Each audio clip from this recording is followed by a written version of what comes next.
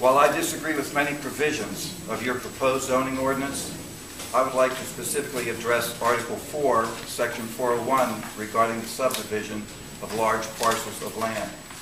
In Section 401C4, you write, regardless of size, no parcel or lot subsequently divided from its parent tract shall qualify for additional lots pursuant to this section.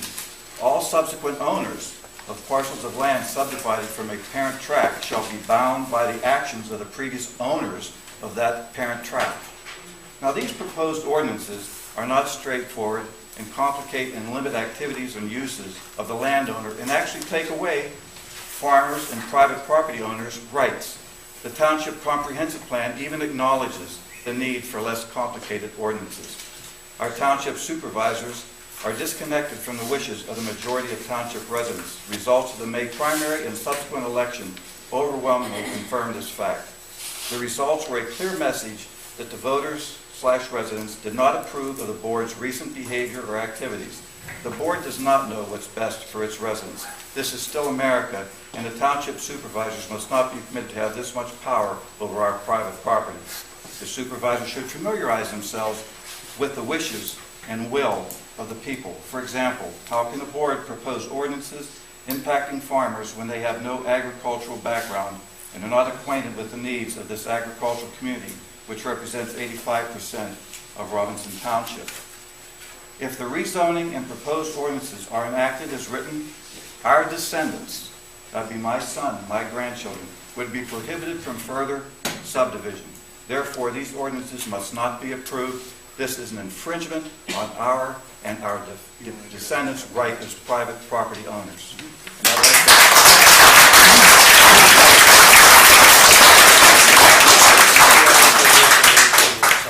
He's going to address what that language means. Yeah, so I understand, sir, did you want to discuss the section 201 you first brought up, or do you want to just discuss 401? 401. Okay. The 201 seemed to contradict an earlier statement, that's all.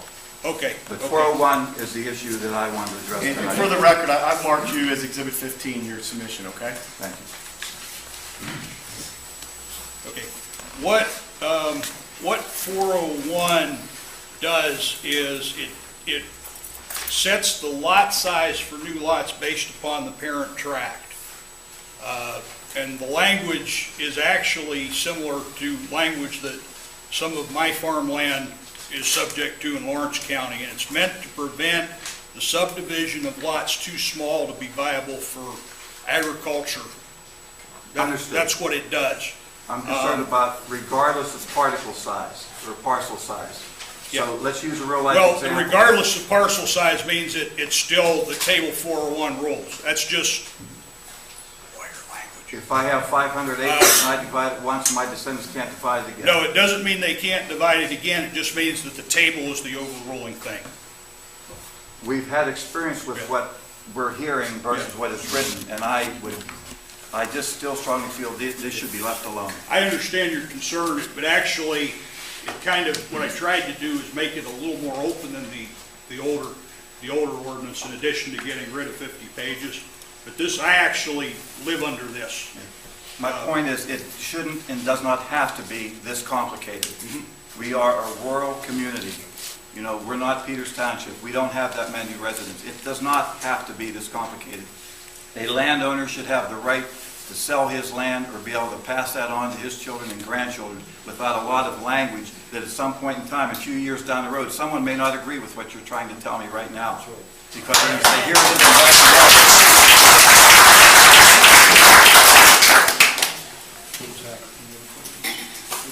Are there any other questions for this hearing before we move on to the next? I have one question going back a bit. Quint Jones, 5357 Maple Grove Road. Mr. Capolla, you said you've talked to several landowners and large landowners in the area about this new change. Who did you talk to? I'd like some names. Well, I can tell you one right You never now. talked to me. I asked Mr. Campbell to be on one of the boards. And you know the response I got? I don't have time. He even sent me a letter back saying he didn't have time. That's one person. I've talked- How many other landowners did you talk I talked to? to 100 people.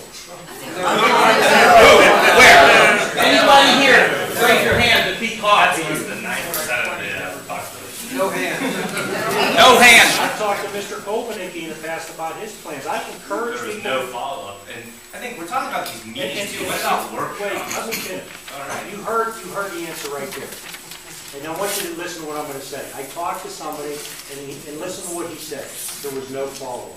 Like I'm supposed to go to adults and fool them and drag them to a meeting. That, you have to take responsibility. People don't have time to attend a planning commission meeting, to get involved. I repeatedly try to get people to serve on board. You can't come back 2 years later and blame me. Adults can knock on neighbors' doors as well. Who have you talked to?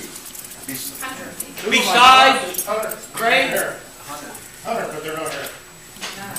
I just gave you an example. You want me to go up and down the roads and up Maple Grove? Yeah, you Road? said you talked to landowners in the area about what you're changing.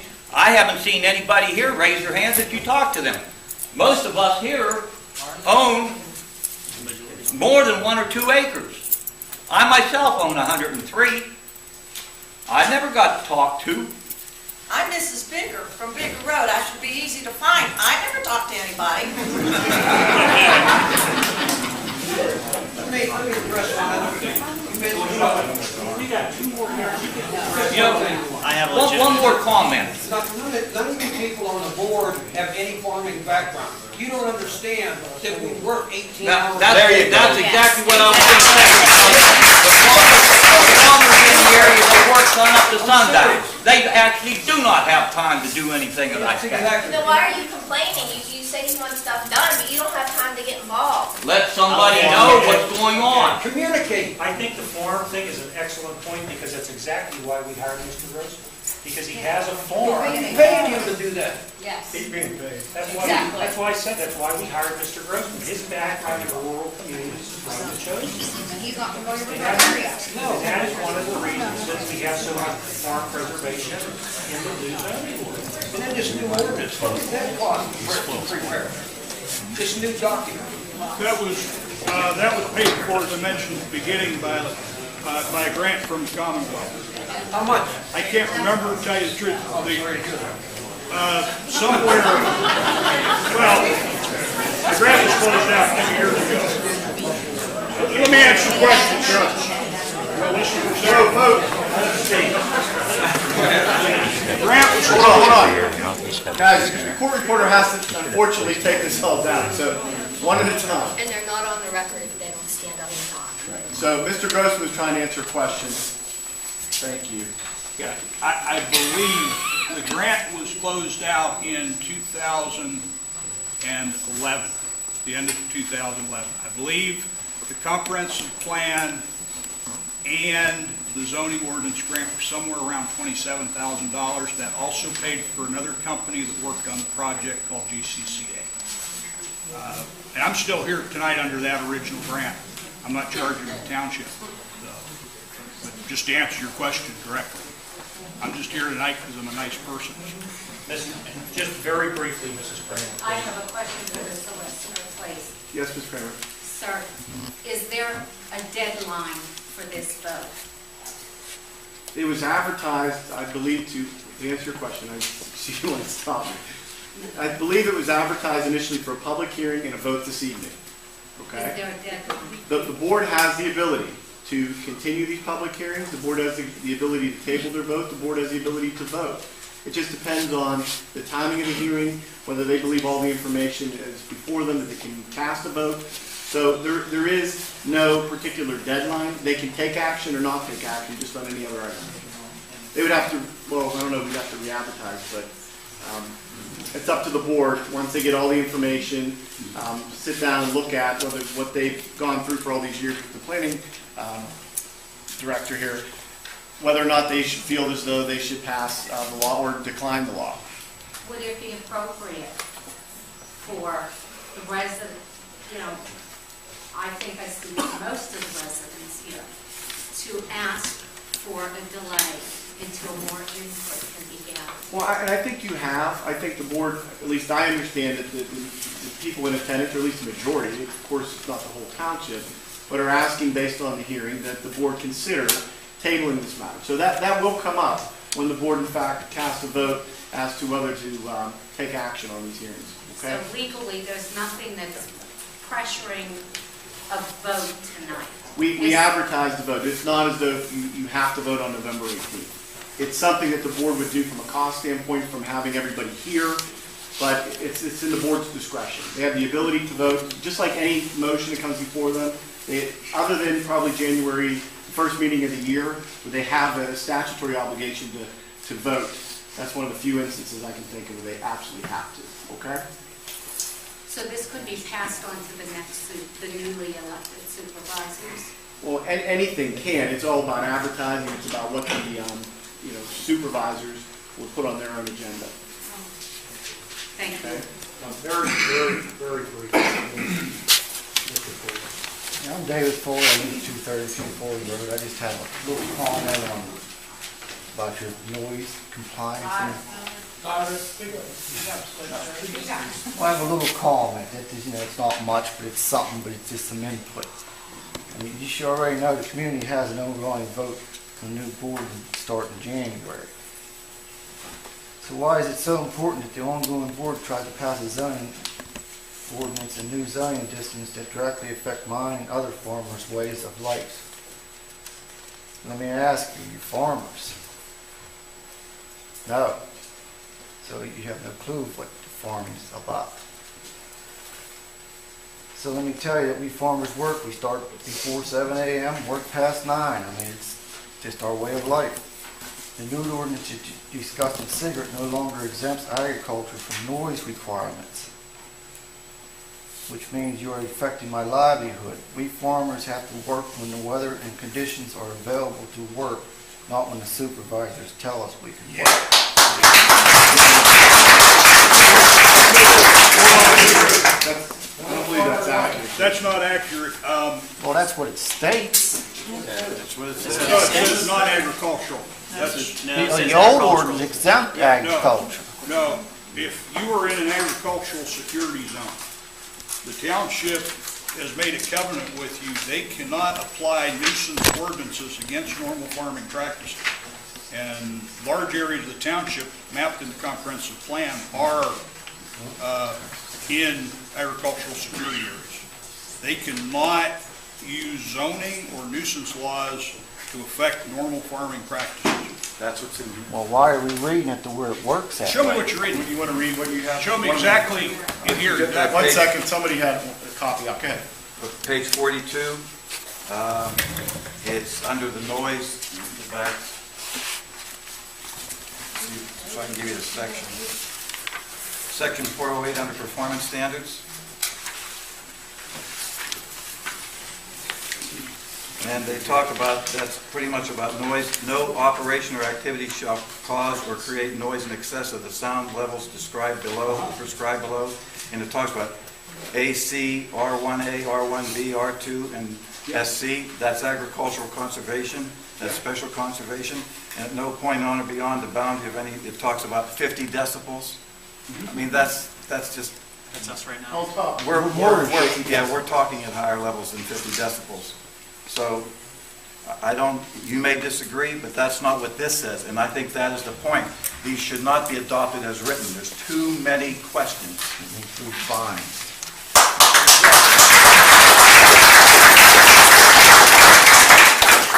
And D1 talks about the noise emanating from the construction and maintenance activities between 7 and 9 p.m., 7 a.m. and 9 p.m. But that's all under that section, the noise section, which was on starting on page 41, section 408. Okay.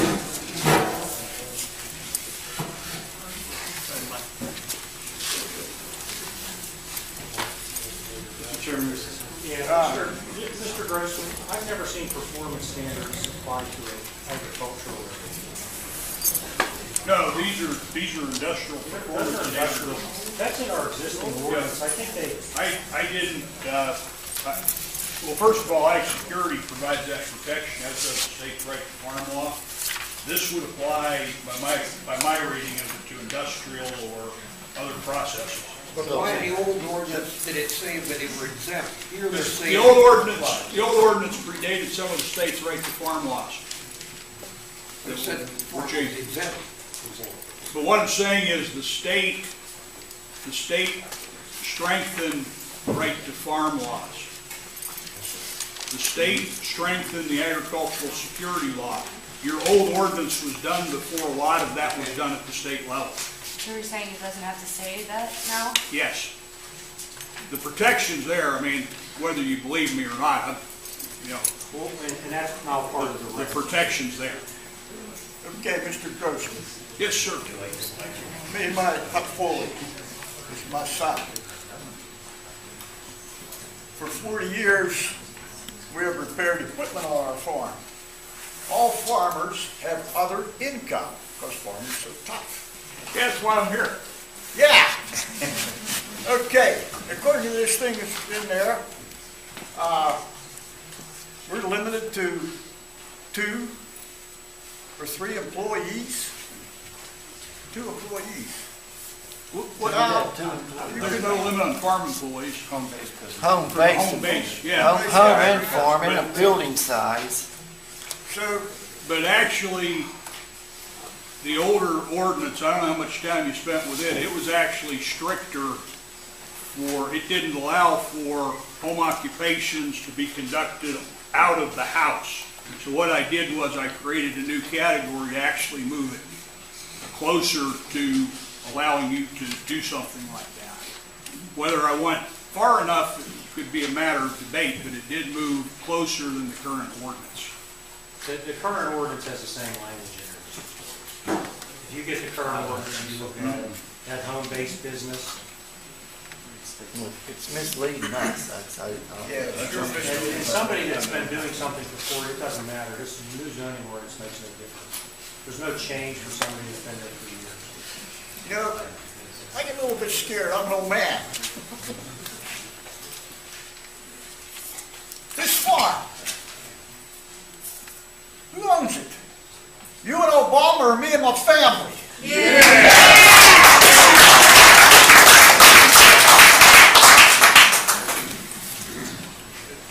I'll speak. Hi, my name's Sharon Zafaris. This is for Mr. Capolla. If there's so many mixed feelings over the zoning and so much resistance from meeting each other to a compromise, why is it not something that you would hand off to the next electees so that you have fresh blood, non-biased, who can come in fresh with this and they are hearing both sides? Why is it something that has to be voted on and passed down?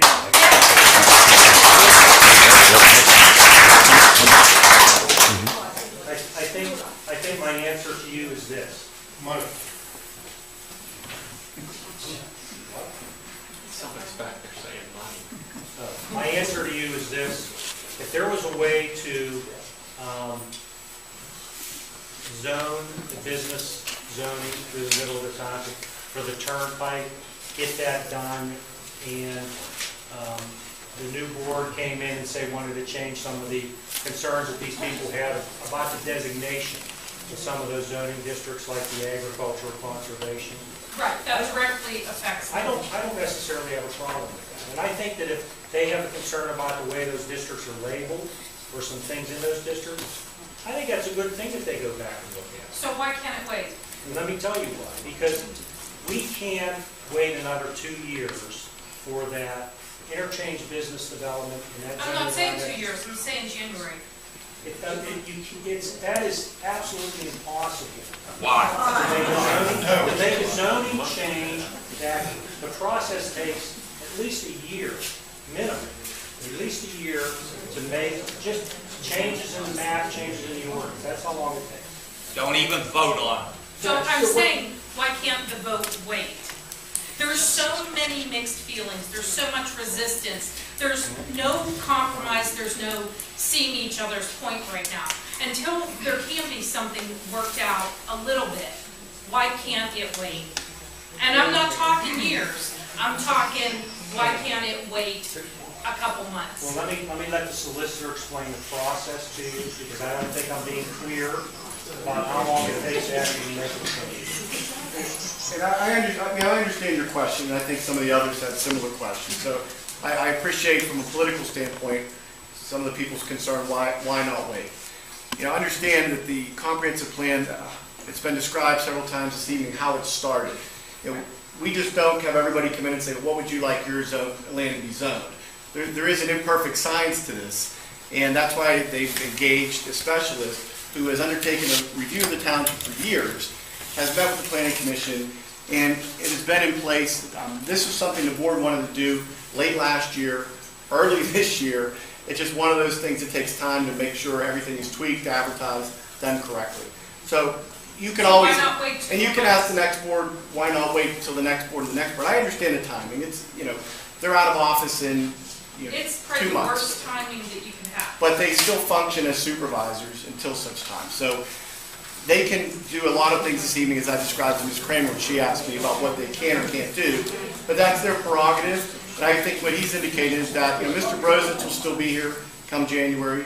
That the new supervisors, if they see fit to go back and relook at this, they can't again do it willy-nilly. There's going to have to be some expertise involved in terms of making sure, and with input, that's his expertise over here, that there's some input as to why things look this way. We have to zone the whole township and allow for all uses in the township, so not everybody can be agricultural, not everybody can be residential. So I think from their vantage point, and I don't want to speak for them, but they sort of inherited and started the process, and I think they'd like to see it finished. That's from my bird's eye view. So in other words, what we're hearing from Mr. Capolla, everything you're hearing here tonight, all these petitions and everything, it doesn't make any difference what the residents say. It does make a difference. Well, why are you saying you're gonna make a decision? I explained to you that you've got, what percentage of the township is in here? 100% of the people on the road. On what? On Bigger Road. 100% of the people, or maybe 90% of the people that it affects. Of course, it's not going to affect somebody down in the middle of town. Actually, the people that it really affects are the people in the middle of the township in their interchange business development. Most everybody else in this township, under the designation, the property itself, the uses are affected. So why would you have all this input, would you even make a statement? That's where I'm coming from. Well, this is, Mr. Campbell, part of the process. Obviously, the board takes in what you're saying, what everybody is saying. So that is part of the public hearing process. So what they do with the information, obviously, will be coming up in the near future. But it's not for naught. Obviously, when you bring to their attention, and even here, where Mr. Grossman was able to respond to alleviate some concerns and maybe raise others. But nonetheless, that's what the hearing process is. Jim Watson again from Bigger Road.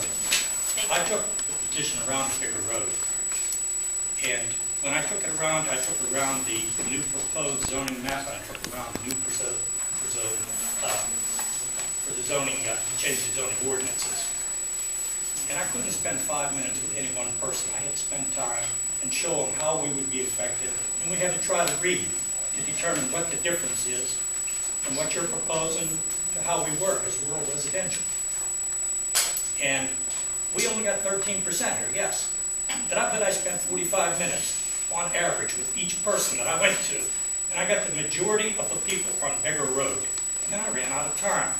The first I found out about this, I saw a white piece of paper flapping on a telephone pole up on King Road by the gun club. I thought somebody lost a dog. I don't know what made me stop when I read that. And when I read that, from that time on, I became possessed. And when I read how you characterize Bigger Road with the floodplains, the wetlands, the steep slopes, the environmental hazards, who determined it was an environmental hazard? Maybe Mr. Grossman can explain that, all that water that goes down on the Kirk Road comes from... And I think we have 100% of Bigger Road here, probably. Yeah, what I told you before is, I think, your area is one of the most beautiful parts of the township. It really is. Beautiful. You're talking about the extreme northern part of the township, right? Yeah, beautiful.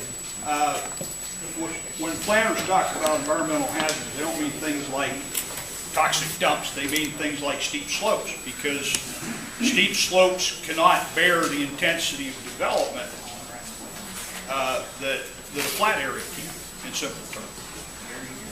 I'm really sorry you don't like that language, but a small change to that language, I'd be glad to be glad to change that language. Sure. Well, without changing the district, I can change the language. I'm just sorry you don't like it. Environmental hazard sounds like a talking duck. Wait, in the back, please. You haven't spoken yet, have you? No, I haven't. Good evening. Stephen Duran, 216 Campbell Road, Bulger, PA. I would like to speak about Section 310, Special Animal Raising and Care.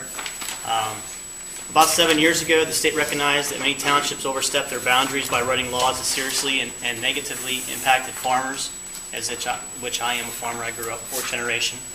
As a result, the law known as ACRE, which is Agricultural Communities and the Rural Environment Act, was adopted, restricting a township's ability to regulate agricultural. Many of the sections of this new ordinance are grossly in violation of ACRE, but more importantly will impact the way I and many other Robinson residents make a living. My first point is, for some reason, this new ordinance attempts to redefine the words and phrases already defined by the state. An animal unit, for instance, is now defined as 1 bovine or equine animal, 2 swine, 4 sheep and goats, or 50 birds or small mammals, whereas the state defines the animal unit as 1,000 pounds of weight of livestock or poultry animals, regardless of the actual number of individual animals. Why is this important? Okay. Because the state does not require you to obtain permits until you reach 2,000 pounds of animal per acre, but now the township does. I'm going to have to, myself, I will have to pay an unknown amount of dollars to obtain permits I do not need, and then under the new ordinance, Section 408C, I'm going to have to pay the township when they seek advice from an expert and send me the bill. So I get billed twice for something I shouldn't have to pay for in the first part.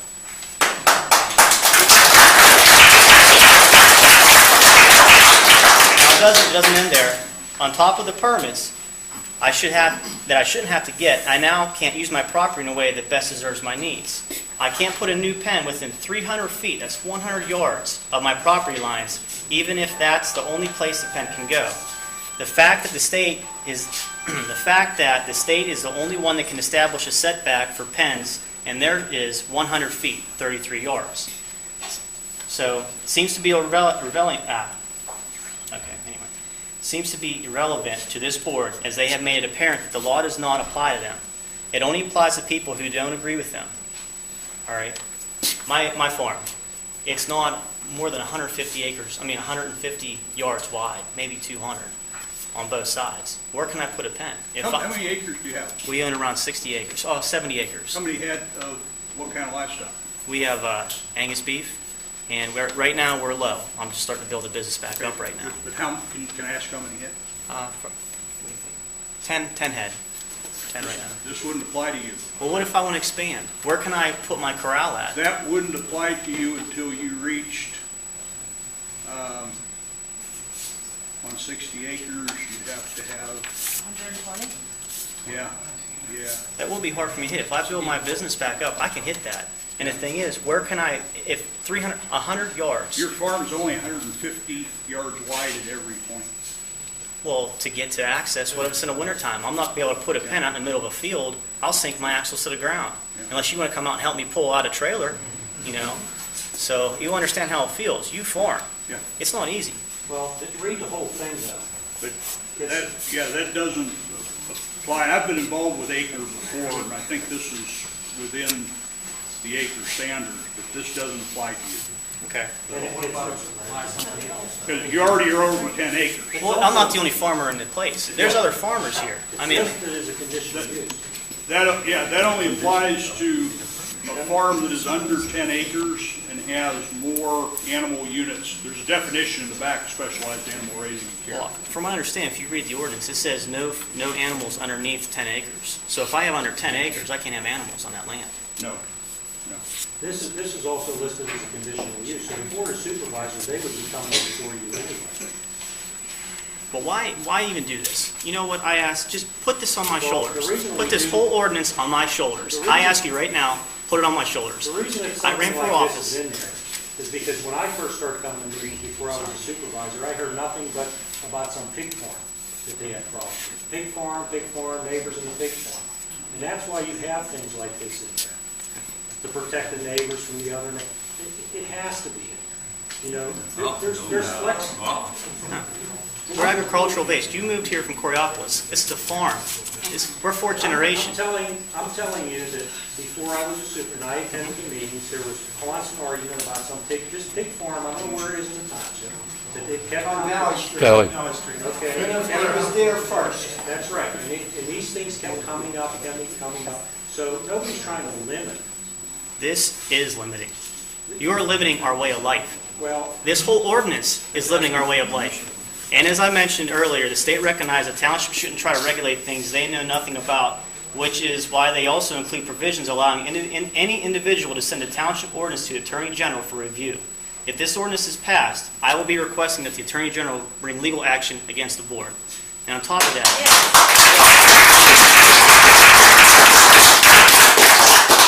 as mentioned before, what's the rush? The rush is you guys are voted out of office. There's new blood coming in. I ask you, lay this on my shoulders. I've carried a heavy burden before. I can carry this. Give it to me.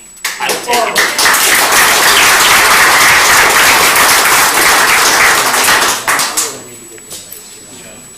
We really need to get to next year. If you'll be able to make public comments in the next year. Yeah, we're going to stop. Really good. You need a break, Chris? Mayor? Very, couple minutes. After I was supervisor, I took a job at Mount Lebanon School District as a history teacher, and I teach 8th graders the Constitution. You guys all took a pledge to the Constitution to uphold it. The First Amendment of the Constitution has 5 freedoms: freedom of speech, freedom of the press, freedom of religion, freedom of assembly. But the most important one is the right to petition the government for redress of grievances. Now, you've heard about 50 petitions for redress of grievances. I've read in the paper you've held up drilling permits for 6 months because you didn't have an answer to one question about a light bulb. What's making you vote on this right now? Why can't you wait until you address these grievances?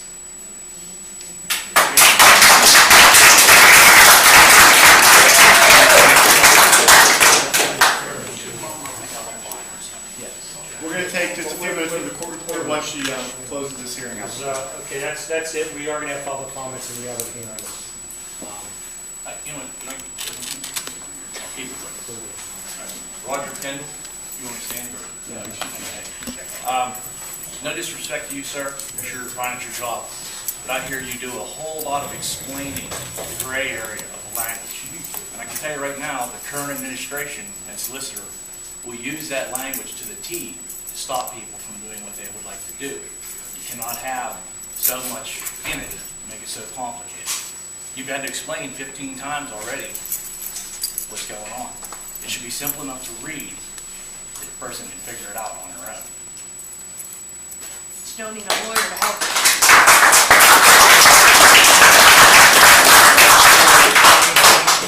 Is there a motion to close or continue the hearing from the board?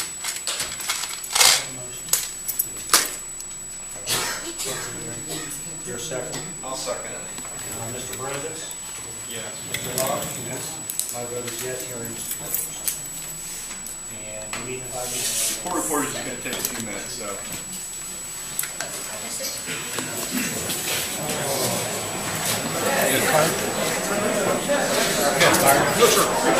Yes,